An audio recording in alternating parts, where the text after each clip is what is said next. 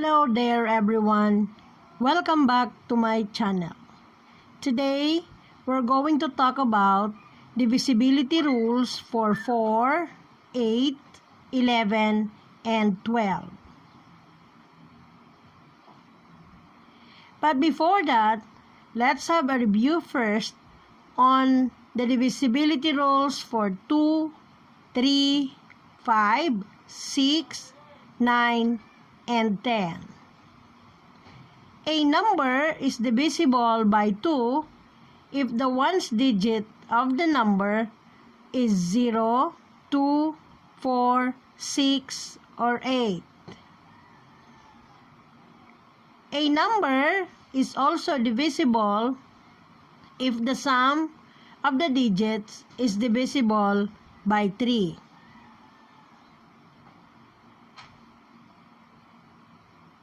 If the ones digit ends in 5, the number is divisible by 5. If a number is divisible by both 2 and 3, the number is divisible by 6.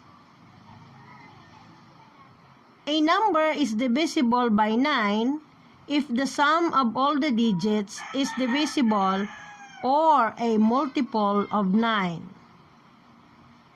If the ones digit of the number is 0, then the number is divisible by 10.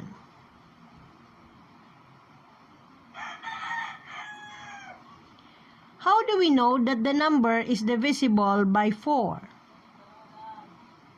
If the number formed by the last two digits of a number is divisible by 4, then the original number is divisible by 4. Take a look at the example 612. The last two number formed is 12. So, 12 divided by 4 equals 3. Since 12 is divisible by 4, therefore, the number 612 is divisible by 4. When we divide 612 by 4, the answer is 153.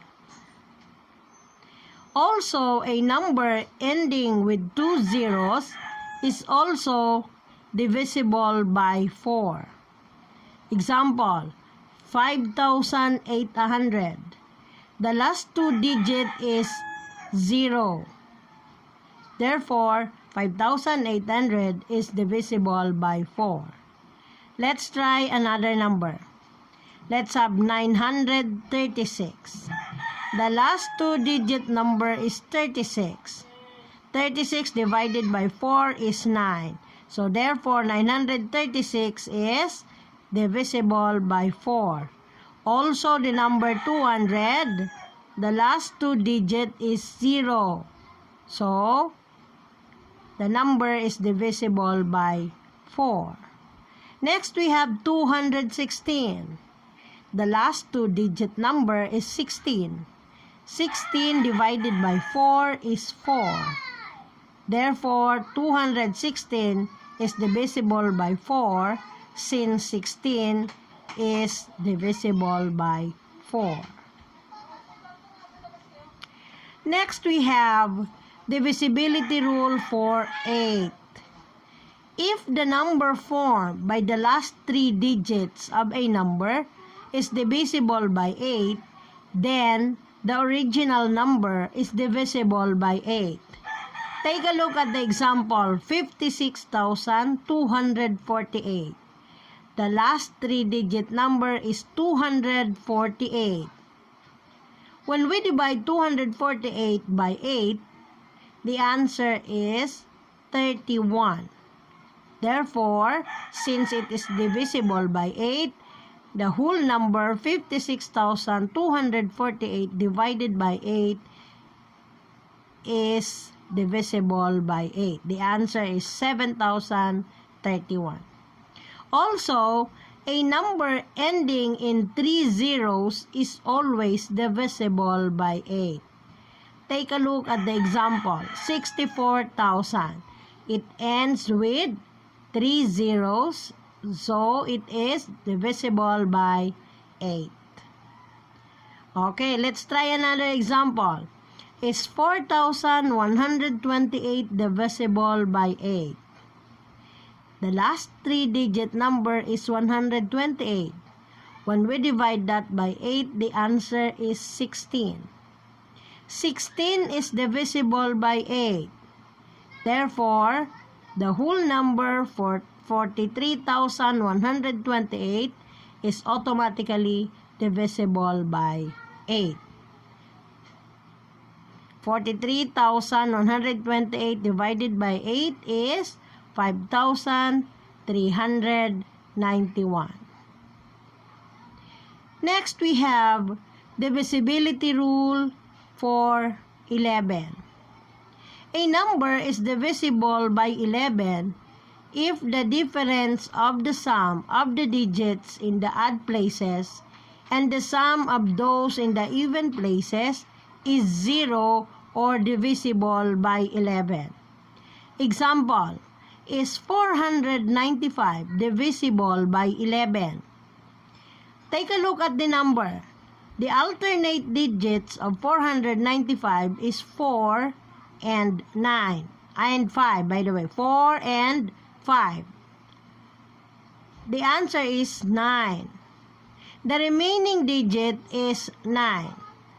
The difference of 9 and 9 is 0. That is divisible by 11. Therefore, the original number, which is 495, is divisible by 11. And if we are going to get the answer, 495 divided by 11, the quotient is 45.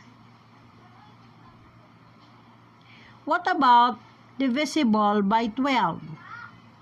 How do we know that the number is divisible by 12? A number is divisible by 12 if it is divisible by both 3 and 4.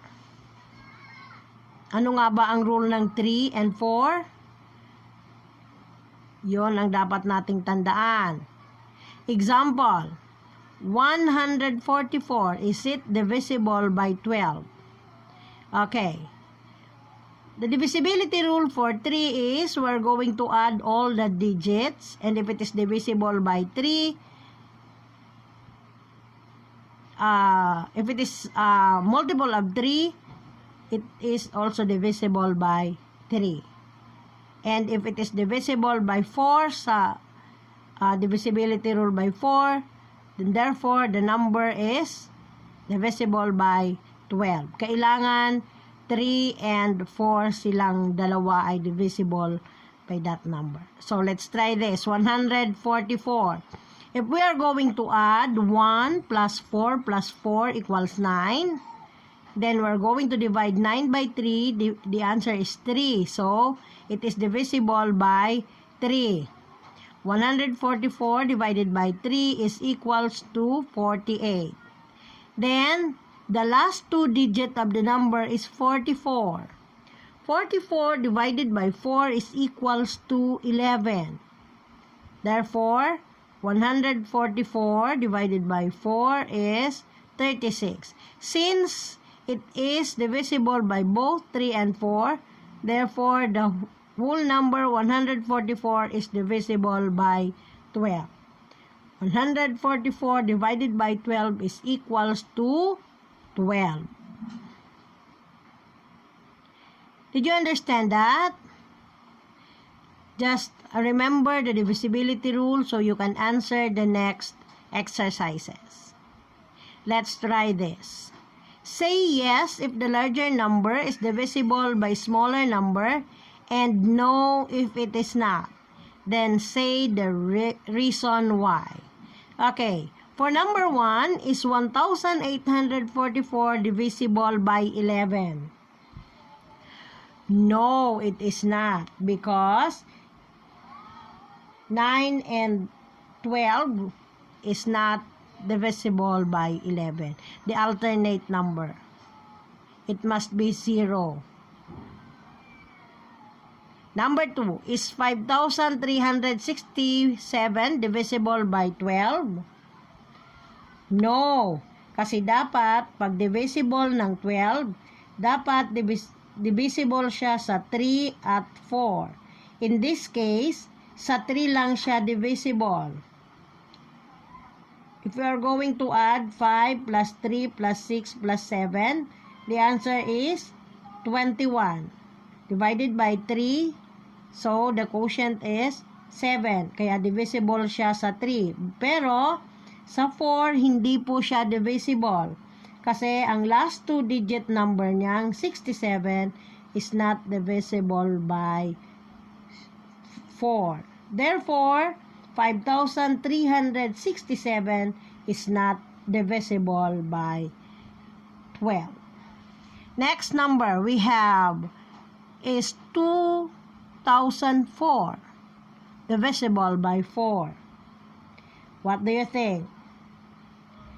Yes, kasi yung last 2-digit niyang 04 is divisible by 4. Therefore, the whole number is divisible by 4. 2004 divided by 4 is 501. Next number is 86,960 divisible by 8. Yes.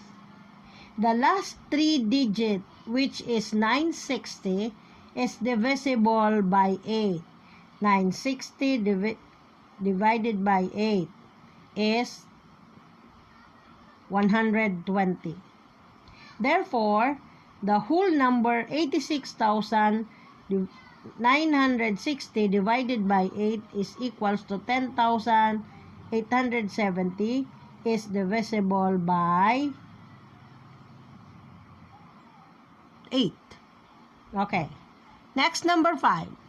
996 divisible by 12. Yes, because the last 2-digit number, which is 72, is divisible by 4. 572 divided by 4 equals 142. Number 7 is 1,067 divisible by 12.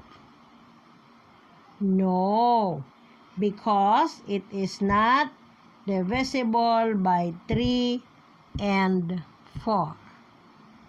Is there any question? Okay. You do this at home. You are going to circle the number if it is divisible by the given number and cross out if not. It's very easy. You are going to circle lang yung divisible and cross out kung hindi. You try 1, 2, 3, 4, 5 at home. That's it for today. This is Teacher Pressy. Thank you for watching.